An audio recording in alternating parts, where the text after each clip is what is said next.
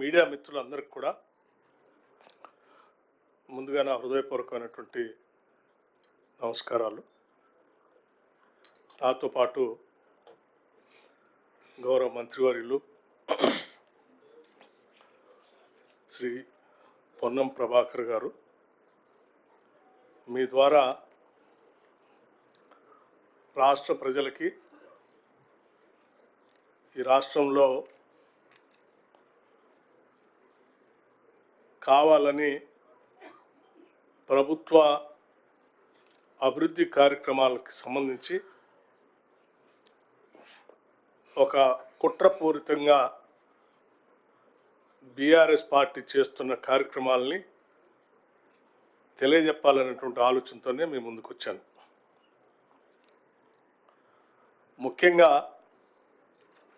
ఏ రాష్ట్రమైనా కానీ అక్కడ ఉన్నటువంటి సంపద సృష్టించేటువంటి రంగాల్ని అభివృద్ధి చేసుకుంటూ అందుబాటులో లేనటువంటి ఇతర వ్యవస్థలను కూడా తీసుకొని వచ్చి ఏర్పాటు చేసుకుంటే వాటి ద్వారా కూడా రాష్ట్ర జీడిపికి పెద్ద ఎత్తున అవకాశం కలిగి రాష్ట్ర అభివృద్ధికి దోహదపడుతుంది. ఈ రాష్ట్రంలో వ్యవసాయ రంగంతో పాటు పారిశ్రామిక అభివృద్ధిని కూడా చేసుకుంటే తప్ప మనం ప్రపంచంతో పోటీ పడలేం. అలాగే కోరి కొట్లాడి తెచ్చుకున్నది కూడా ఈ రాష్ట్రంలో ఉన్నటువంటి యువతీ యువకులకి ఉద్యోగ అవకాశాలు పెద్ద ఎత్తున కల్పించుకోవటం కోసం. ఇటు ప్రభుత్వంలో ఉన్నటువంటి ఉద్యోగ అవకాశాలని నిరుద్యోగ యువతీ యువకులకి అందిస్తూనే ప్రైవేటు పరంగా కూడా పరిశ్రమలను పెద్ద ఎత్తున తీసుకొని వచ్చి రాష్ట్ర అభివృద్ధికి దోహదపడుతూ నిరుద్యోగ యువతీ యువకులకి ఉద్యోగ అవకాశాలు కూడా కల్పించడం అనేదే ప్రధాన లక్ష్యంగా ముందుకు పోతే ఈ రాష్ట్రం మనం అనుకున్న కలలు నెరవేరుతాయని ప్రగాఢంగా ఇందిరమ్మ ప్రభుత్వం, ప్రజాప్రభుత్వం నమ్ముతా ఉంది. దాంట్లో భాగంగానే మీ అందరికీ తెలిసిందే, హైదరాబాద్ పరిసర ప్రాంతాల్లోనే కాకుండా వివిధ రూరల్ ఏరియాస్లో కూడా అభివృద్ధిని విస్తరింప చేయాలనేటువంటి ఆలోచనతోనే కొడంగల్ శాసనసభ నియోజకవర్గంలో ఉన్నటువంటి వికారాబాద్ జిల్లాలో మన లగచర్ల గ్రామం దగ్గర జరిగినటువంటి సంఘటన, లేకపోతే ఆ పరిసర ప్రాంతాల్లో రాష్ట్ర ప్రభుత్వం చేపట్టాలనుకున్నటువంటి పారిశ్రామిక అభివృద్ధి గురించి కూడా మీ అందరికీ తెలిసినటువంటి అంశమే. ఈ ప్రభుత్వం ఏర్పడిన దగ్గర నుంచి రాష్ట్ర ముఖ్యమంత్రిగా ఉన్నటువంటి రేవంత్ రెడ్డి గారు బాగా వెనుకబడి ఉన్నటువంటి కొడంగల్ శాసనసభ నియోజకవర్గంలో కూడా పారిశ్రామిక అభివృద్ధి కోసం ఇండస్ట్రియల్ పార్క్స్ని ఏర్పాటు చేసి తద్వారా ఆ పరిసర ప్రాంతాల్లో కూడా ఉపాధి, ఉద్యోగ అవకాశాలతో పాటు రాష్ట్ర అభివృద్ధి కోసం ఒక డీటెయిల్డ్ ప్రోగ్రాంతో ముందుకు పోతూ ఉన్నారు. ఈ పోయే క్రమంలో సరే పారిశ్రామికీకరణ, ఇండస్ట్రియల్ పార్క్స్ అంటే తప్పనిసరిగా భూసేకరణ జరగాల్సిందే. సరే, భూసేకరణ జరిగిన క్రమంలో భూమి కోల్పోయేటువంటి రైతాంగ సోదరులకి ఉన్నటువంటి బాధ కూడా మనందరికీ తెలిసిందే. అందులో మరీ ముఖ్యంగా నిరుపేదలు, బలహీన వర్గాలు, దళితులు, గిరిజనులు ఉంటే ఇంకా బాధగా ఉంటుంది. భూమే వాళ్ళకు ఉండదు, ఆ ఉన్నటువంటి భూమి కూడా కోల్పోతున్నప్పుడు తప్పనిసరిగా బాధ ఉంటుంది. ఆ బాధని సంపూర్ణంగా ఇందిరమ్మ ప్రభుత్వం అర్థం చేసుకుంటుంది. అయితే ఈ చేసే క్రమంలో భూమి కోల్పోతున్నటువంటి వారికి ఒక మంచి R&R ప్యాకేజ్ ఇచ్చి ఈ ప్రభుత్వం ద్వారా కావలసిన సహాయ చర్యలన్నీ తీసుకోవాలని చెప్పి రాష్ట్ర ప్రభుత్వం స్పష్టంగా ఆదేశాలు ఇవ్వటం కూడా జరిగింది. భూమి కోల్పోతున్నటువంటి వాళ్ళకి మెరుగైనటువంటి ప్యాకేజ్ ఇవ్వటమే కాకుండా అక్కడ వచ్చేటువంటి పరిశ్రమలో వాళ్ళకు ఉద్యోగ అవకాశాలు కూడా వచ్చేటట్టుగా చేసే ఏర్పాట్లు కూడా చేయటం జరిగింది. అప్పటి వరకు కూడా ఖాళీగా ఉండకుండా ఆయా కుటుంబాలకు సంబంధించిన నిరుద్యోగ యువకులు ఎవరైనా ఉంటే వాళ్ళందరికీ ప్రత్యేకంగా తర్ఫీదు ఇచ్చి ప్రత్యేక పరిశ్రమల్లో ఉద్యోగ అవకాశాలు కల్పించడం కోసం కూడా చర్యలు తీసుకోవడం కూడా జరిగింది. ఆల్రెడీ ఆ ప్రాసెస్ కూడా జరుగుతుంది. గతంలో ఎప్పుడు లేనట్టుగా R&R ప్యాకేజీని స్పష్టంగా ఉన్నతమైనది, ఒక మంచిదిగా బాగా లబ్ధి చేరేటట్టుగా ఆలోచన చేసి ఇస్తున్నటువంటి ఈ క్రమంలో కావాలని టీఆర్ఎస్ అంటే alias BRS party, BRS alias TRS కావాలని ఒక జిల్లా కలెక్టర్ పైన లేకపోతే అక్కడ ఉన్నటువంటి ఆర్డీఓ క్యాడర్ అధికారి పైన ఇంకా ఇతర అధికారుల పైన ఒక కుట్రపూరితంగా ప్రణాళికాబద్ధంగా ప్రజాభిప్రాయ సేకరణ జరిగేటువంటి క్రమంలో ఒక ముందుగా వేసుకున్నటువంటి ప్లాన్ ప్రకారం మీరు కొద్దిమంది అరాచక శక్తులను అక్కడ పెట్టి వాళ్ళని అమాయకులైనటువంటి గిరిజనులను రెచ్చగొట్టి తద్వారా వాళ్ళు దాడి చేసేటట్టు ప్రక్రియను మీరు సృష్టించి ఈ ప్రభుత్వం ఏదో తప్పు చేస్తున్నట్టుగా ఒక భ్రమలు కల్పించడం కోసం చేసే ప్రక్రియ తీవ్రంగా ఖండిస్తూ ఉన్నాను. నేను కాదంటలేదు, ఎవరైనా భూములు కోల్పోతున్నటువంటి వాళ్ళకి ఆ ప్యాకేజ్ కోసం ఆలోచన చేయాలన్నప్పుడు దానికి ఉన్నటువంటి ఫోరమ్స్ అన్ని రకరకాలైనటువంటి వ్యవస్థలు ఉన్నాయి. కలెక్టర్ కలిసి రిప్రజెంటేషన్ ఇవ్వచ్చు, లేకపోతే తిరిగి చర్చల ద్వారా మాట్లాడుకోవచ్చు, లేకపోతే ఇతరత్ర కోర్టులకు పోవచ్చు. అనేక వ్యవస్థలు అందుబాటులో ఉన్నప్పుడు వాటన్నిటిని వాడుకోవటానికి ఏమైనా నిషేధం ఉన్నప్పుడు లేకపోతే ప్రభుత్వం వాటికి సహకరించినప్పుడు మీరు ఈ రకమైనటువంటి ఉద్రిక్త వాతావరణం సృష్టించి కుట్రపూరితంగా దాడులు చేపించే కార్యక్రమం చేస్తే సరే ఒక ఆలోచన చేయవచ్చు. కానీ అత్యంత ప్రజాస్వామ్యయుతంగా స్వేచ్ఛగా భావ వ్యక్తీకరణ చేయటమే కాదు, ఎక్కడికి ఎవరైనా వచ్చి రిప్రజెంట్ చేయొచ్చు సమస్య పైనని స్పష్టంగా ప్రభుత్వం తలుపులు తెరిచి కూర్చున్నప్పుడు కావాలని మీరు ఈ రకంగా అమాయకులైన పేద గిరిజన కుటుంబాలకు సంబంధించినటువంటి వాళ్ళు రెచ్చగొట్టేటట్టుగా చేసి ఒక జిల్లా స్థాయి అధికారి పైన, ఒక మ్యాజిస్ట్రేట్ పైన మీరు దాడి చేయించడం అంటే మీ ఉద్దేశం ఏంటి? అంటే ఈ రాష్ట్రంలో పరిశ్రమలు రావద్దు, అభివృద్ధి జరగొద్దు, నిరుద్యోగ యువకులకి మీ హయాంలో ఎవరికి ఉద్యోగాలు ఇవ్వకుండా ఏ రకంగా అయితే నష్టపెట్టారో ఆ రకంగానే నష్టపెట్టాలి అనేటువంటి ఒక దుర్మార్గపు ఆలోచనతో ముందుకు పోవటం అనేది బాధ్యత కలిగినటువంటి ప్రతిపక్షంగా ఇది సరైనది కాదని నేను చాలా స్పష్టంగా చెప్పదలుచుకున్నాను. 10 ఏళ్ళు పరిపాలన చేసినటువంటి మీరు మల్లన్న సార్ దగ్గర భూసేకరణ చేశారే, అనేక ప్రాజెక్టుల దగ్గర భూసేకరణ చేశారే, ఏనాడు కూడా మేము ప్రజాస్వామ్యయుతంగా గొంతెత్తి ప్రజల పక్షాన్ని మాట్లాడాం తప్ప ఎప్పుడు ఈ రకమైన దాడులు చేపించలేదు కదా. ఈ రకంగా లేకపోతే ఒకళ్ళు తలబాలు కొట్టో, లేకపోతే బట్టలు చింపటో, లేకపోతే ఇంకో రకంగా చేయటం, లేకపోతే ఇంకోళ్ళు రెచ్చగొట్టే కార్యక్రమాలు చేయలేదు కదా. న్యాయస్థానాలు ఆశ్రయించారు, యంత్రాంగం దృష్టికి తీసుకొచ్చారు, పత్రికల ద్వారా ప్రజలకు తెలియజెప్పారు, ఉన్న వ్యవస్థలన్నింటినీ వాడి మేము దృష్టి తీసుకొచ్చాం. ఏనాడు ఇటువంటి దుర్మార్గ కార్యక్రమాలు చేయలేదే. ఎందుకు ఈరోజు మీరు ఇటువంటి దుర్మార్గ కార్యక్రమం చేస్తూ ఉన్నారు? ఒక కలెక్టర్ మీద దాడి చేపిస్తే ఇక ఏ జిల్లాలో కూడా ఎటువంటి పరిపాలన సంబంధమైనటువంటి కార్యక్రమాలు జరగకుండా భయభ్రాంతులు సృష్టిద్దామని అనుకుంటున్నారేమో చాలా స్పష్టంగా చెప్తా ఉన్నాం. ఈ ప్రభుత్వం అత్యంత ప్రజాస్వామ్యయుతంగా ఉంటుంది, అలాగే చట్టాన్ని అమలు చేసే ప్రక్రియలో కూడా చాలా స్పష్టంగా ఉంటుంది.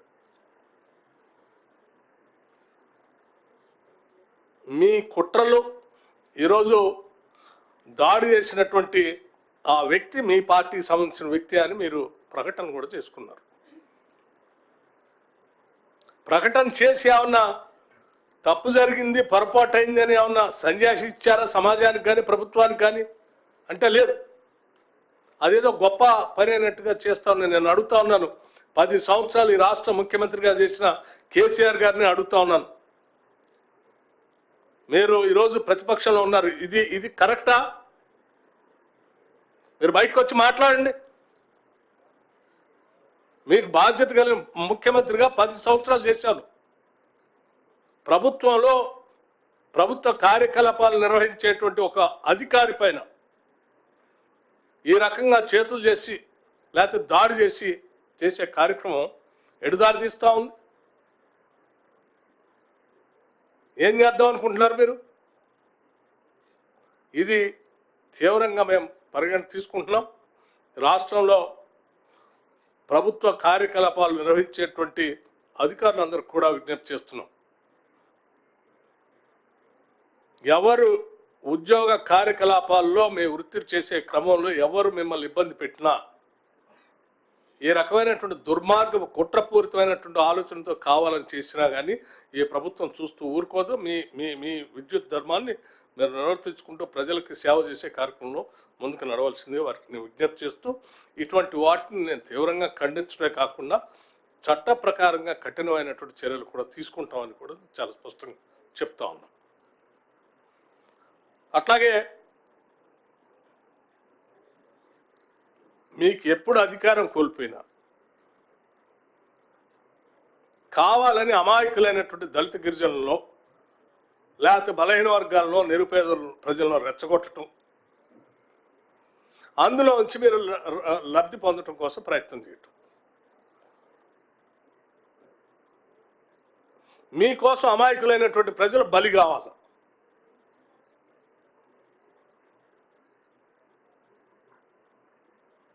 ఆ రోజుల్లో తెలంగాణ ఉద్యమం జరిగేటప్పుడు కూడా అమాయకులైనటువంటి పేద బడుగు బలహీన వర్గాలకు సంబంధించిన చదువుకునేటువంటి విద్యార్థుల్ని రెచ్చగొట్టి వాళ్ళు ప్రాణాలు కోల్పోయేటట్టుగా చేశారు. మీరు మాత్రం ఎవరికేం కావాలా మీకు ఇవాళ మళ్ళీ మీకు ఉద్యోగం అయ్యే వరకు మళ్ళీ వచ్చి జనాలను రెచ్చగొట్టే కార్యక్రమం చేసి ఈ విధమైన దుర్మార్గ కార్యకలాపాలు చేస్తూ ఉన్నారు. ఏదంటే ఈ ప్రభుత్వాన్ని ప్రజలు తిరస్కరించట్లే. ఇక్కడ మీకు చాలా స్పష్టంగా మీ కార్యకర్తే ప్రజలు కోరుకుంటున్నారు అభివృద్ధిని, ఉద్యోగాలు కావాలని కోరుకుంటున్నారు, పరిశ్రమలు రావాలని కోరుకుంటున్నారు.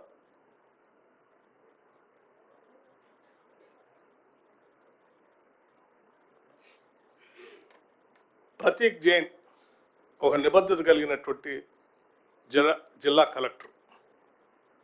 ఐటీడీఏలో అమాయకులైనటువంటి గిరిజనుల కోసం ఒక మంచి కార్యాచరణ పథకంతో పనిచేసి భద్రాచలం పరిసర ప్రాంతంలో మంచి పేరు తెచ్చుకొని వచ్చినటువంటి అధికారి, నిత్యం పేద ప్రజల కోసం పనిచేసేటువంటి అధికారి. ఆయన్ని ప్రజలతో మాట్లాడాలా లేకపోతే భూసేకరణకు సంబంధించిన దానిపైన చర్చ జరపాలంటే ప్రజల పక్షాన్ని నేను ఉన్నానని వచ్చాడు. ప్రభుత్వం కూడా అదే చెప్తుందని వచ్చాడు. వచ్చినటువంటి వ్యక్తితో మీరు కూర్చొని మాట్లాడి ఏం కావాలో ప్యాకేజ్ అని అడగాల్సిందిపై దాడి చేస్తారా? అట్లాగే ఇంకో ఆయన సురేష్ అనే వ్యక్తి, వీడియో క్లిప్పింగ్స్ కూడా చూశాను. ఎంత డ్రామాటిక్గా కలెక్టర్ దగ్గరకు వచ్చి మాట్లాడి ప్రజల పక్షాన్ని మాట్లాడుతున్నట్టుగా తీసుకుపోయి ఈ రకమైన దాడి చేసి కంటిన్యూస్గా అతను ఫోన్లు మీ అధికారులతో మీ నాయకత్వంతో మాట్లాడుతూ వాళ్ళు ఇచ్చిన డైరెక్షన్ ప్రకారం అక్కడ చేసిన కార్యక్రమం చేస్తూ ఉన్నారు. కాల్ డేటా కూడా అంతా తీస్తూ ఉన్నాం. దీని వెనక ఎవరు ఎంత పెద్దవాళ్ళు ఉన్నా సరే ప్రభుత్వ యంత్రాంగం పనిచేసే కార్యకలాపాలు అడ్డుకొని భౌతిక దాడులు చేయడం కోసం ప్రయత్నం చేస్తూ ఉంటే ఎంత పెద్దవాళ్ళైనా ఉపేక్షించేది లేదు. ఎవరినైనా చట్ట ప్రకారం శిక్షిస్తాం. ఈ రాష్ట్రంలో చట్టబద్ధమైనటువంటి పాలన అందిస్తాం. అట్లాగే ప్రజాస్వామ్యయుతంగా స్వేచ్ఛగా భావాలను వ్యక్తపరచడానికి కావలసిన వ్యవస్థను కూడా ఏర్పాటు చేస్తాం. మీరు భయపెట్టి దాడులు చేసి ఎవడు మాట్లాడకుండా చేయాలని చేస్తే ఊరుకునే ప్రసక్తి ఉండదని చాలా స్పష్టంగా చెప్పడం కోసమే నేను ఈరోజు మీ మధ్యకు వచ్చాను. మిత్రులు, మీరు కూడా మనం ఈరోజు ఈ రాష్ట్రం అభివృద్ధి చెందాలని, బాగా వెనకబడి ఉందని, ఇక్కడ ఉన్న వనరులు ఆస్తులు అన్నీ ఎవరో దోపిడికి గురవుతున్నాయని, ఆ దోపిడికి గురి కాకుండా ఇక్కడ ఉన్నటువంటి వనరులన్నీ ఉపయోగించుకొని ఈ ప్రాంత వ్యవసాయంతో పాటు పారిశ్రామిక అభివృద్ధితో పాటు ఉద్యోగ అవకాశాలు కల్పించుకోవడం కోసం ప్రత్యేక రాష్ట్రం తెచ్చుకున్న ఈ రాష్ట్రంలో ఇత్యాది కార్యకలాపాలు అనేకం ఇవాళ మొదలుపెట్టాం.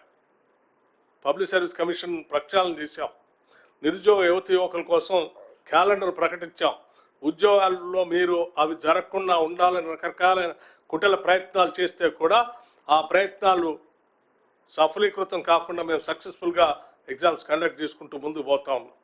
ఇప్పటికే 55,000 మందికి నిరుద్యోగ యువకులకు ఉద్యోగ అవకాశాలు కల్పించాం, భవిష్యత్తులో కూడా ఇంకా కల్పించబోతా ఉన్నాం. ఇంటిగ్రేటెడ్ రెసిడెన్షియల్ స్కూల్స్ తీసుకొస్తా ఉన్నాం, రకరకాలైనటువంటి స్కిల్ యూనివర్సిటీని తీసుకొస్తా ఉన్నాం. అడ్వాన్స్డ్ టెక్నాలజీ సెంటర్స్ని 65 అడ్వాన్స్డ్ టెక్నాలజీ సెంటర్స్ని రాష్ట్రంలో ఏర్పాటు చేస్తూ ఉన్నాం. వీటితో పాటు ఈ పరిశ్రమలు కూడా తీసుకొని వస్తే ఇంకా ఉద్యోగ అవకాశాలు వస్తాయనే ఆలోచనతో ముందు పోతున్నాం. తప్పనిసరిగా ఆ పరిసర ప్రాంతంలో మంచి అభివృద్ధి కార్యక్రమాలతో పాటు పరిశ్రమలతో పాటు అక్కడ ఉన్నటువంటి రైతులకు కానీ భూములు కోల్పోయినటువంటి వాళ్ళకి కానీ మంచి R&R ప్యాకేజ్ ఉంటుందని, దానికోసం మీరు ఏ స్థాయిలో ఎవరితో మాట్లాడటానికైనా సిద్ధంగా ఉన్నామని, ఇటువంటి దాడులు చేసేటువంటి వాళ్ళపైన మాత్రం కఠిన చర్యలు తీసుకుంటామని చాలా స్పష్టంగా చెప్పదలుచుకున్నాం.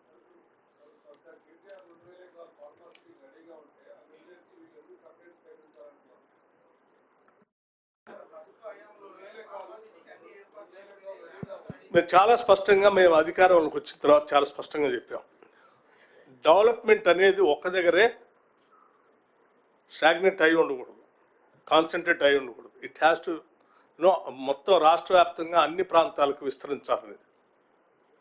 అందులో భాగంగా మీ గతంలో కూడా చెప్పాం, అసలు రీజనల్ రింగ్ రోడ్ వచ్చినప్పుడు ఆ రీజనల్ రింగ్ రోడ్కి అవుటర్ రింగ్ రోడ్కి మధ్యలో క్లస్టర్స్ ఎట్లా ఏర్పాటు చేయబోతున్నాం.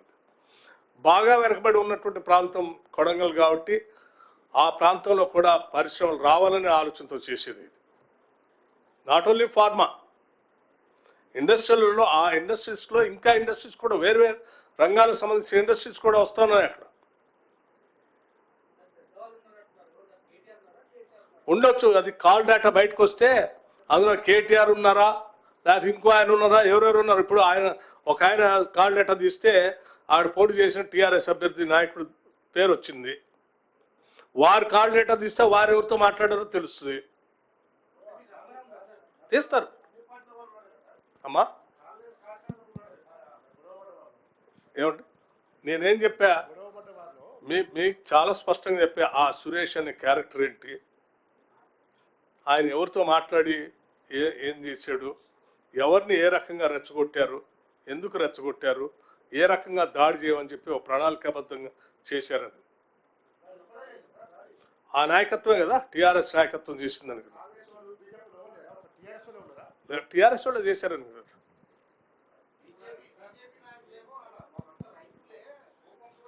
నేను అది కూడా చెప్పా, మీకు అమాయకులైనటువంటి రైతులే వాళ్ళు, అమాయకులైన రైతులే. ఆ రైతులను ఆ రకంగా రెచ్చగొట్టి ప్రోత్సహించి మీకు ఉదాహరణ కూడా చెప్పా, గతంలో వీళ్ళు ఏం చేశారో మళ్ళీ ఇదే చేస్తున్నారు. చనిపోయిన వాళ్ళే వాళ్ళు రాజకీయ లబ్ధి పొంది 10 ఏళ్ళు పాలన చేసి పదవులు అనిపించిన వాళ్ళు వీళ్ళు. పాపం వాళ్ళు అమాయకులైన రైతులు, వాళ్ళకి మంచి R&R ప్యాకేజ్ ఇవ్వాలని ప్రభుత్వం ఆలోచనిస్తూ ఉంటే వాళ్ళ రెచ్చగొట్టి జిల్లా కలెక్టర్ మీద దాడి చేపించి వాళ్ళు నష్టపోయేటట్టు చేసి వీళ్ళు లబ్ధి పొందడం కోసం ప్రయత్నం చేసి ప్రభుత్వం మీద బురద జల్లి ప్రజలకి అంతిమంగా పరిశ్రమలు రాకుండా, ఉద్యోగాలు రాకుండా, అభివృద్ధి లేకుండా చేయాలనే కుట్ర ఇది.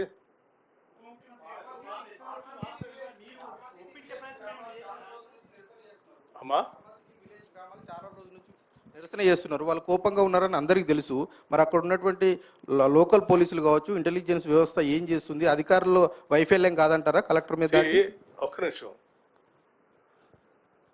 గతంలో చాలాసార్లు ల్యాండ్ ఎక్విజిషన్ జరిగిందా, చాలా ఉధృతమైనటువంటి రకరకాల నెలల తరబడి కూడా ఉద్యమాలు చేశారు కదా. ఎప్పుడైనా కలెక్టర్ల మీద, అధికారుల మీద ఎట్లా భౌతిక దాడి చేశారా?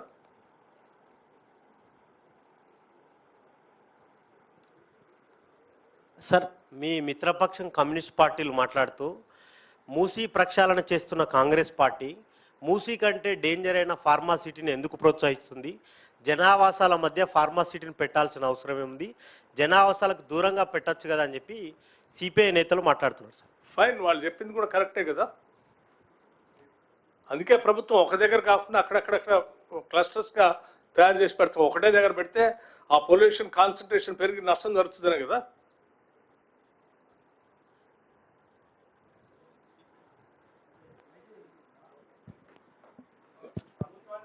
సార్ డిప్యూటీ సీఎం గారు, వీళ్ళు తల్లకిందులు తపస్సు చేసినా కానీ ప్రభుత్వాన్ని ఎవరు ఆశ్చర్యపరచలేరు. ఈ కేటీఆర్ కాదు, కేసీఆర్ కాదు, హరీష్ రావు భూమి ఆకాశం ఏకం చేసి కింద పైన తల్లకిందులు తపస్సు చేస్తే కూడా ఏం కాదు. మీరేదో ఢిల్లీ పోయి దేనికి పోయారంటే ఢిల్లీ ఎవరి కోసం పోయినావు? ఢిల్లీ ఎవరిని కలిసావు? ఏం చేద్దాం అనుకుంటున్నావు? నువ్వు పోయి అక్కడ పోయి నువ్వు చేసిన తప్పిదాలన్నింటినీ కప్పిపుచ్చుకోవటం కోసం, లేకపోతే గవర్నర్ దగ్గర ఉన్నటువంటి పర్మిషన్ ఏదో మాట్లాడుకోవటం కోసం ఢిల్లీ పోయి ఆడ మాట్లాడుకొని మళ్ళీ ఆడ స్టేట్మెంట్ మహారాష్ట్రలో మేము ఏది ప్రజా వ్యతిరేకమైన కాంగ్రెస్ ప్రభుత్వాన్ని కాంగ్రెస్ పార్టీకి వ్యతిరేకంగా ఓటేయండి అని. ఏంది? నువ్వే కదా బీఆర్ఎస్ పార్టీ పెట్టి, టీఆర్ఎస్ నుంచి బీఆర్ఎస్ పార్టీ పెట్టి మహారాష్ట్రలో ఈ దేశాన్ని పీడిస్తున్నటువంటి బీజేపీకి వ్యతిరేకంగా దేశవ్యాప్తంగా నా పార్టీతో ఎన్నికల్లో పాల్గొని గెలిచి దేశాన్ని ప్రత్యామ్నాయం ఇస్తావు, నేను మహారాష్ట్రలోంచే మొదలు పెడతానని చెప్పిన ఆయన నువ్వు ఇవాళ ఎన్నికలు నువ్వు ఎందుకు పోటీ చేయట్లేదు? మహారాష్ట్రలో పోటీ చేయకపోగా కాంగ్రెస్ పార్టీకి వ్యతిరేకంగా ఓటేయమని చెప్తున్నావు. ఎవరికి ఓటేయమని చెప్తున్నావు? మరి అట్లయితే కాంగ్రెస్ వ్యతిరేకంగా ఓటేయమని చెప్తుంటే నువ్వు ఎవరికి ఓటేయమని చెప్తున్నావు? బీజేపీకి ఓటేయమనే కదా. బీజేపీకి ఓటేవని నువ్వు నిన్నటిదాకా బీజేపీని తిట్టున్నావు, నువ్వు సడన్గా బీజేపీకి ఓటేవని ఎట్లా చెప్తున్నావు? దేనికోసం? మీకు ఆ ఢిల్లీలో జరిగిన మంతనాలు ఏంటి? మీ ఇద్దరి మధ్యలో వచ్చినట్టు ఒప్పందం ఏంటి? సార్ డిప్యూటీ సీఎం గారు, జనరలీ దిస్ పబ్లిక్ హియరింగ్స్లో అడిక్వేట్ పోలీస్ ఫోర్సెస్ డిప్లాయ్ చేస్తాం కదా sir. In this case why it was not followed sir? The district collector ప్రజల మీద నమ్మకంతోనే ఉంటాడండి ఎప్పుడైనా. కానీ మీరు ఈ రకమైన కుట్ర చేసి దాడి చేపిస్తారని అనుకోరు కదా. బాధ్యత కలిగిన నాయకులు కదా మీరు. సార్, ఇప్పుడు డిప్యూటీ సీఎం గారు కేటీఆర్ గారి ఢిల్లీ టూర్ మీద మీకు అనుమానాలు ఉన్నాయి. అనుమానాలు కాదు, ఉన్నది చెప్పాను కదా. ఒకటి. రెండోది ఏంటంటే ప్రభుత్వం పంపిన ఫైలు 15 రోజులుగా రాజ్భవన్ ఉంది. దీనికి దానికైనా లింక్ ఉందని మీకు డౌట్ ఉందా? ఏమండి, స్టేట్ గవర్నమెంట్ ఫార్ములా ఈ రేస్ మీద ఏసీబీ కేసు నమోదు చేయడం కోసం మీ స్టేట్ గవర్నమెంట్ పంపించిన ఫైల్ రాజ్భవన్లో 15 రోజులు అక్కడనే ఉంది. ఈలోపు కేటీఆర్ ఢిల్లీకి వెళ్ళారు. ఈ రెండింటికి ఏమైనా లింక్ ఉన్నట్టు మీకు అనుమానం కదా. మరి అందుకే వారు అంతా హడావుడిగా ఢిల్లీ పోయి వారు అందరితో మాట్లాడుకొని ఒప్పందం చేసుకొని బయటకు వచ్చి వీళ్ళు మాట్లాడితే ఎట్లండి? ఆ టెండర్ల గురించి మాట్లాడుతాను నేను. అంటే ఇప్పుడు 30,000 కోట్లతో అయ్యేదాన్ని 1,60,000 కోట్లకు పెంచి అడ్డగోలు టెండర్లు పిలిచిన కేసీఆర్ అండ్ కేటీఆర్, హరీష్ రావు వాళ్ళ మాట్లాడేది టెండర్ల గురించి. గవర్నర్ అది కూడా ఆ టెండర్లు ఏంటి? అమృత ఏదో సంబంధించిన టెండర్లు మీరు పిలిచిన టెండర్లే కదా. అడ్డగోలుగా మీరు అడ్డగోలు పెంచి పిలిచారని క్యాన్సిల్ చేస్తే మీకంటే తక్కువకి వచ్చింది టెండర్. అది మీరు పిలిచిన రేట్ కంటే తక్కువకి వచ్చింది. సంతోషించాలి. రాష్ట్ర ప్రభుత్వం మీద, కేంద్ర ప్రభుత్వం మీద ఇంకా భారం తగ్గించింది ప్రభుత్వం. గవర్నర్ సంతకం చేయకపోతే ఫార్ములా ఈ రేస్ కేసు ఏం కాబోతుంది? మీకు నెక్స్ట్ యాక్షన్ బి ఉందా? యాక్షన్ ఏ, యాక్షన్ బి, యాక్షన్ సి అనేది ఏముండదు. ఒకటే చట్టం ప్రకారం, చట్టం ఎట్లా ఉంటుంది దాని ప్రకారం చేసుకుంటూ పోతుంది అంతే. చట్టం ఏం చెప్తుందో దాని ప్రకారం దాని స్టెప్ ఉంటుంది అంతే. ఫైన్. ఎందుకు ఆలస్యం అవుతుంది అనుకుంటారు సార్ మీరు? 15 రోజులుగా వారు ఢిల్లీ పోయారు, ఢిల్లీలో కలవాల్సిన పెద్దలందరితో కలిశారు, ఒప్పందం చేసుకున్నారు. ఒప్పందం చేసుకొని బయటకు వచ్చి వెంటనే ఆడ కాంగ్రెస్కు వ్యతిరేకంగా ఓటేయండి, బీజేపీకి అనుకూలంగా స్టేట్మెంట్ ఇచ్చారు సార్. దాన్ని బట్టి అర్థమవుతుంది వారిద్దరు ఒప్పందం ఏం జరిగిందో ఢిల్లీలో. సార్ ఏమండి, వెయిట్ చేస్తున్నాం, చూద్దాం ఏం జరుగుతుంది. ఆమోదం తెలపకపోతే గవర్నమెంట్ ప్రత్యేకంగా విడిగా చర్యలు కోర్టుకు వెళ్ళడం కానీ గవర్నర్ ఇప్పుడు ఆమోదం తగ్గ చూద్దాం, ముందు ఊహాజనితాలు ఎందుకు. Let's wait. మాకైతే సంపూర్ణ నమ్మకం ఉంది మా గవర్నర్ మీద. గవర్నర్ తిరస్కరిస్తే We ప్రభుత్వం have a lot of respect and regard. We have a lot of confidence on him. Definitely గా వారు చట్ట ప్రకారం చేస్తారని ఆశిస్తున్నాం. Sir, in the aftermath of this fresh violence, how are you going to go ahead with Kodangal Pharma, this thing, sir? See, industrial park కోసం ఇండస్ట్రీస్ని establish చేసే ప్రక్రియలో రాష్ట్ర అభివృద్ధి కోసం ఈ రాష్ట్ర ప్రభుత్వం అడుగు వెనక్కియదు. Clear? There is a local dissent, no, sir. How you are going to? We'll talk to them. There is a methodology. చర్చల ద్వారా ఎన్నైనా రిజాల్వ్ చేయొచ్చు. So we believe in democracy. భౌతిక దాడుల మీదనో సపరేషన్ మీదనో అపరేషన్ మీదనో మేము నమ్మం. Sir We'll initiate dialogue. Itel But Rajander at the garu, same time, if somebody wants to take the things into their hands and dictate terms by, creating this kind of law and order problem, we will not spare them also. Itel Rajander garu is faulting arresting villagers, sir. Amma? Villagers మీద case వేయడము is faulting this is అంటే villagers ని case file చేస్తున్నారు కదా, is faulting. నేను అదే మీకు స్టార్టింగ్లో అని చెప్పాను. ఒక పద్ధతి ప్రకారం కుట్రపూర్తికంగా అమాయకులైన రైతుల్ని బలి చేయటం కోసం వాళ్ళు రెచ్చగొట్టి ఇటువంటి కార్యకలాపాలు చేస్తున్నారు. నేను ఐ రిక్వెస్ట్ ఫార్మర్స్ ఆల్సో, మీకు ఏదైనా ఉంటే కలెక్టరు మీతో చాలా ఫ్రీగా మాట్లాడటానికి వచ్చారు. మీరు రిప్రజెంట్ చేసుకోవచ్చు, రేట్ అనే దాని మీద మాట్లాడుకోవచ్చు, ఇంకా ఏం కావాలో దానిపైన కూడా ఇంకా చాలా ఉంటాయి. వాటన్నిటిని వినియోగించుకోండి. ఈ ప్రభుత్వం మీది, ప్రజల ప్రభుత్వం ఇది. ఇటువంటి దుర్మార్గుల చేతుల్లో పడి అనవసరంగా మీకు జరిగేటువంటి అభివృద్ధిని మీకు మీరే నష్టపరచుకోబాలి. సార్ అక్కడ లోకల్ ఎంపీ డీకేఆర్ మాట్లాడుతూ అక్కడ సీఎం గారే డైరెక్ట్గా ఎమ్మెల్యేగా ఉన్నప్పుడు ఇక్కడ కుట్ర ఏముంటుంది, ఎమ్మెల్యేగా ఆయన బాధ్యత ఉంటుంది కదా, ముందు పోయి ఆ గ్రామాల ప్రజలతో సమావేశం, ఆయన అంతా వాళ్ళు ఆయనకు ఓటేసిన వాళ్ళే, ఆయన పోయి ముందు వాళ్ళని మాట్లాడి వాళ్ళని ఒప్పించి తీసుకోవాలి. కానీ ఇట్లా డికే అరుణ గారికి కూడా నేను ఒక విషయం చాలా స్పష్టత ఇవ్వదలుచుకున్నాను. చాలా సంతోషం, వారు మంచి మాట చెప్పారు. కాకపోతే అక్కడ ఉన్నటువంటి శాసనసభ్యుడు ఈ రాష్ట్రానికి ముఖ్యమంత్రిగా కూడా ఉన్నారు. రాష్ట్ర పాలనకు సంబంధించి అనేక రకాలైన కార్యకలాపాలు ఉంటాయి. అందుకోసమే ఆడ స్పష్టంగా ఆ కొడంగల్ డెవలప్మెంట్ అథారిటీ అని ఒక అథారిటీని పెట్టి దానికి ఒక స్పెషల్ ఆఫీసర్ వేసి ఒక కలెక్టర్ను ప్రత్యేకంగా దృష్టి సారించి ప్రజలకు ఏం కావాలో మీరు చేయండి అని చెప్పి వారికి కావాల్సిన సంపూర్ణమైన స్వేచ్ఛను ఇవ్వటం జరిగింది. దాంట్లో భాగంగానే అనేకసార్లు డైలాగ్ జరుగుతుంది. అందుకే వారిని రండి కలెక్టర్ గారు అనగానే ఏమంటే వెళ్ళింది ఆడికి వెనక ముందు కూడా ఆలోచన చేయకుండా. సార్ డిప్యూటీ సీఎం గారు, ఇప్పుడు కులగణన సర్వే విషయంలో మీరు ప్రైవేట్ వ్యక్తిని పంపి సర్వే చేపిస్తున్నారని చెప్పి దాని గురించి రేపు మాట్లాడుతున్నాను. ఈరోజు ఈ సబ్జెక్ట్ సంబంధించి దయచేసి ఏమైనా ప్రశ్న. సార్ గతంలోనే ప్రభుత్వం దాదాపు 7-8 ఏళ్ల పాటు దాని మీద చేసి 13,000 ఎకరాలు సేకరించాం. దాన్ని ప్రభుత్వం ఇప్పుడు వచ్చిన ప్రభుత్వం వినియోగించుకోకుండా దుర్వినియోగం చేస్తూ అక్కడ ముచ్చెర్లలో గతంలో ఇప్పుడు ప్రస్తుతం డిప్యూటీ సీఎంగా ఉన్నటువంటి మీరు ఏ పేపరు? మహాన్యూస్ సార్. మహాన్యూస్. నేనేం చెప్తున్నా అంటే దీనికి సంబంధించిన ప్రశ్నలు చాలా సందర్భాల్లో చాలా ప్రెస్ మీట్లో వచ్చినాయి. చాలా స్పష్టంగా ఈ రాష్ట్ర ప్రభుత్వం ఒకటే దగ్గర ఫార్మాన్ని ఏర్పాటు చేస్తే సిటీకి దగ్గరలో విపరీతమైనటువంటి కాలుష్యం వచ్చి నగరమే కాకుండా నగర పరిసర ప్రాంతాల్లో కూడా నష్టం జరుగుతుంది. కాబట్టి రకరకాల క్లస్టర్స్ పెట్టి దాన్ని స్ప్రెడ్ చేద్దామని ఆలోచనతో ఈ రాష్ట్ర ప్రభుత్వం ముందుకు పోతుందని ఇప్పటికీ పదే చాలాసార్లు స్పష్టంగా చెప్పింది. We're doing that only. Already పారిశ్రామికవేత్తలను సంప్రదించే సిటీకి దూరంగా ఏర్పాటు చేసిన 13,000 ఎకరాలలో అని చెప్పి ఈరోజు కేటీఆర్ ఎంత దూరం ఉందో మీకు తెలుసు, కేటీఆర్ కూడా తెలుసు. ఒకవేళ కేటీఆర్కి అది ఎంత దూరం ఉందో తెలియదంటే ఒకసారి పోయి కొలుసుకొని చూస్తే ఎంత దూరం ఎంత దగ్గరలో ఉందో తెలుస్తుంది. భారతీయ జనతా పార్టీ రైతుల అరెస్టులను ఖండిస్తున్న సందర్భంలో అధికారులపై దాడి గురించి వాళ్ళ అభిప్రాయము స్పష్టంగా ఈటెల రాజేందర్ గారు కావచ్చు, బండి సంజయ్ గారు కావచ్చు, కిషన్ రెడ్డి గారు కావచ్చు, డికే అరుణ గారు కావచ్చు, అధికారులపై దాడి జరిగిన అంశం మీద కూడా వాళ్ళ స్టాండ్ ఏదో చెప్పమని కోరుతా ఉన్నాం. ఊరికేనే రైతుల మీద ముసలి కన్నీరు గార్చేటువంటి పరిస్థితి కాదు. దాని తర్వాత తెలంగాణ ప్రభుత్వం ప్రజాపాలన ప్రభుత్వాన్ని ముందు నుంచి చెప్తా ఉన్నాం.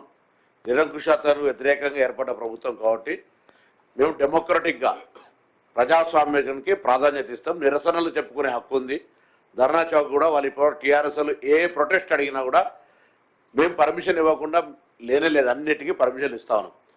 ఇప్పుడు కూడా ప్రతి అంశం మీద ప్రొటెస్ట్ చెప్పుకునే అవకాశం ఉంది. దానికి సంబంధించి న్యాయస్థానంలో పోయే హక్కు ఉన్నది. కానీ ఇదే సందర్భంలో గౌరవ ఉప ముఖ్యమంత్రి గారి ద్వారా రాష్ట్రంలో ఉన్నటువంటి పోలీసు అధికారులకు కూడా సూచన ఆదేశాలు, ఎక్కడైనా నిరసనలకు అవకాశం ఇవ్వండి, కానీ పరిధి దాటి చట్టాన్ని చేతిలోకి తీసుకుంటే చట్టం తన పని తను చేసుకొని పోయే విధంగా పోలీస్ అంటే కడక్ పోలీస్, ఫ్రెండ్లీ పోలీస్తో పాటుగా కడక్ పోలీస్ ఉండే విధంగా వ్యవహారం చేయాలి. ఇట్ మీన్స్ మేము డెమోక్రసీకి నియంతృత్వంగా ఆపేటువంటి ఆలోచన లేదు. కానీ చట్టం తన పని మీద మేము చట్టాన్ని చేతిలోకి తీసుకుంటామని కూడా చూస్తూ ఊరుకోవడానికి వీళ్ళదనే మాట కోరుతారు. దయచేసి ఇది ఇంపార్టెంట్. బీజేపీకి సంబంధించిన వాళ్ళు స్పష్టంగా సమయం చెప్తున్నాం. తర్వాత కేటీఆర్ గారు అధికారుల దాడిని ఖండించకపోగా సురేష్ మా పార్టీోడే, ఏం చేస్తారు చేయండి అంటున్నాడు. అంటే ఏం ఇండికేషన్ ఇస్తున్నారు? 10 సంవత్సరాలు పరిపాలించి మీరు 10 సంవత్సరాలు పరిపాలించిన వాళ్ళు మీ టర్ముల లాఠీల బట్టి కొట్లాడుతుంటే కూడా దెబ్బలు తిన్నాం తప్ప ఎన్నడూ మేము మళ్ళీ ఎదురు తిరిగి కట్టబట్టి ఎవరిని కొట్టింది లేదు. అది మల్లన్న సాగర్ కావచ్చు, లేకపోతే ఇతరత్ర అనేక వందల అంశాలు ఇంక్లూడింగ్ ఇవాళ మీరు చెప్తున్న ఫార్మాసిటీకి సంబంధించిన అంశం కావచ్చు. ప్రజాస్వామ్య విశ్వాసం ఉన్నది కాబట్టి మేము నిరసనలో న్యాయస్థానాల్లో ప్రజా వ్యవస్థకు సంబంధించినటువంటి మీడియా ద్వారా చెప్పే ప్రయత్నం చేసినాం కదా. ఇవాళ మీరు ఎందుకు ఇంత తొందరగా చట్టాలు చేతిలోకి తీసుకొని దాన్ని సమర్థించుకుంటూ మాట్లాడుతూ ఉన్నారు? ఎందుకు ఇటువంటి పరిస్థితి ఫ్రస్ట్రేషన్లో ఉన్నారని అడుగుతాను. ఇవాళ మావాడు ఏం చేస్తారంటే ఏం చేస్తారు? మేము వీధి రౌడీలే కాదు, పోలీసులు చట్టము దాని వ్యవస్థ దాని పని చేసుకుంటూ అవుతుంది. పైగా అరెస్టుల గురించి రైతుల మీద ముసలి కన్నీరు కడతారు, వాళ్ళు ప్రొవోక్ చేసింది పోయి, దానికి సంబంధించి బాధ్యత వహించాల్సింది పోయి ఇలా వాళ్ళు మాట్లాడుతున్నారు చర్చలు చేద్దాం. అరే ఒకవేళ ఆ కొడంగల్కి సంబంధించిన అక్కడ పెట్టేటువంటి పరిశ్రమకు సంబంధించి ఏదైనా అభ్యంతరం ఉంటే కేంద్రంలో అధికారంలో పార్టీ ఎంపీగా డికే అరుణ గారు రిప్రజెంట్ చేయాల్సిన అవసరం ఉండే. ఎన్నో అంశం గురించి మాట్లాడలే. ఇలా మాట్లాడి మా అధికారుల దాడిని వారు సమర్థించినట్టు మాట్లాడితే కేంద్రంలో డిఓపిటి అధికారులు ఇలా చేష్టలు గమనించే అధికారులు ఇటువంటి నాయకుల పట్ల డిఓపిటికి చెప్పాల్సిన అవసరం అక్కడ పడేటువంటి కేంద్ర ప్రభుత్వాలు చూసేటువంటి శాఖ వాళ్ళు గమనించాలి వీళ్ళ మాటల్ని. కాబట్టి ఒకటే అంశం, శాంతి భద్రతలకు భంగం కలగనంతసేపు ఏ నిరసనలైనా మాకే అభ్యంతరం లేదు ప్రభుత్వానికి. శాంతి భద్రతలు నిరసన కలిగిస్తే తప్పకుండా చర్యలు ఉంటాయి. డిప్యూటీ సీఎం గారు, మొత్తం ఎన్ని ఎకరాలు తీసుకోవాలనే ప్లాన్ ఉంది ఈ pharma city? Making it once again clear Rahul గారు, ఇది not only pharma city, it is an industrial park. అక్కడ రకరకాల పరిశ్రమలు ఎవరెవరైతే ముందుకు వచ్చి రాష్ట్రంలో పెట్టడానికి అవకాశం ఉంటుందో వాళ్ళకి ఈ రాష్ట్రంలో ఉన్న ఇండస్ట్రియల్ పార్క్స్ అన్ని చూపించి ఎక్కడ వీలైతే అక్కడ మీరు పరిశ్రమలు పెట్టుకోవటానికి రండి అని ముందు చెప్పడమే ప్రభుత్వం ముందు ఉన్నటువంటి లక్ష్యం. ఎంతమంది వస్తారు అనేది it is a continuous process, దాన్ని బట్టి ఇట్ డిపెండ్స్. Thank you.